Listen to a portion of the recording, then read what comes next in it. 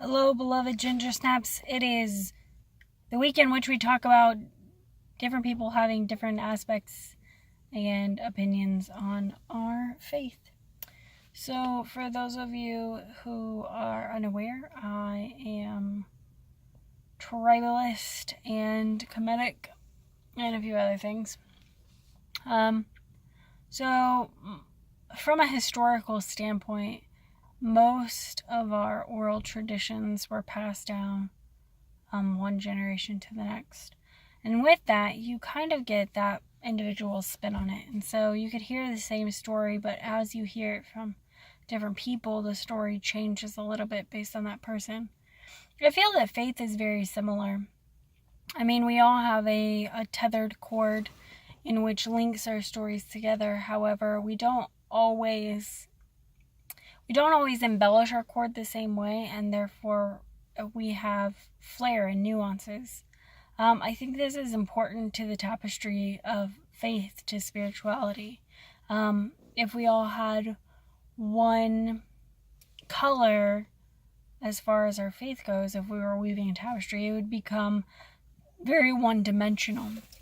I think part of the beauty of an oral tradition, of so many people weaving their own thoughts and beliefs and cadences to the things that we pass down to future generations, is that it does change the color intended a little bit, and therefore changes the dynamic of what the importance is.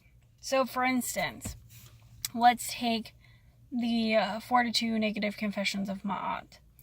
Those are pretty standard as far as what the 42 confessions are. Now, here's what I find interesting. Now, if you go to a group of people who confess, who believe of the confession of the 42 negative confessions, you'll find each group,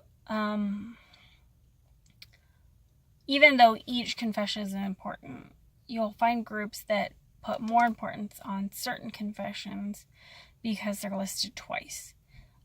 Or because they're worded in two different ways.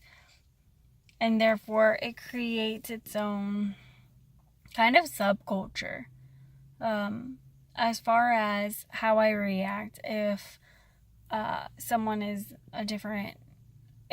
from the same pathway disagrees with me, I tend to find that is a moment of reflection for me. Like, I will engage in debate, and some people don't like that, and to each their own. I mean, if you'd like to sit in your bubble with your cake the way that you like it, and you don't want to know what everybody else put in their cake, go for it. However, I find it extremely interesting. People who trained with me, who are initiated with me, and how our paths have developed over time and how they've changed and morphed, and kind of what we place importance on. I find having a debate as to why we feel that way and why we've come to that conclusion. I find that interesting, and I like doing that. Personally, I have my own prejudice. I prefer historical texts as far as things that I'm going to utilize. I prefer using research, and while I will throw things together, I don't invoke any of the deities willy-nilly.